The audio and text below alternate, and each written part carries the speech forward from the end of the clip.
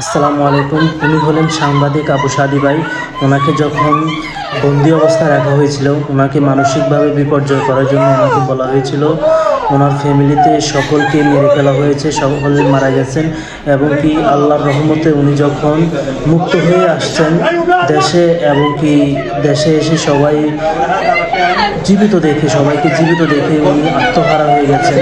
উনি এতটা আনন্দিত হয়েছেন যে ওনার বাচ্চাদেরকে চুমু দিতে দিতে উনি আত্মহারা হয়ে ওনাদের বাচ্চাদের পায়েও চুমু খাওয়া শুরু করেছেন। আল্লাহ রাব্বুল আলামিন অসীম দয়াবান। ওনার দয়ায় পুরো পৃথিবী জুড়ে একটি আলোড়ন সৃষ্টি হয়েছে যে ফিলিস্তিন আবার ফিলিস্তিন স্বাধীন হয়েছে। সুবহানাল্লাহ, আলহামদুলিল্লাহ, মাশাআল্লাহ।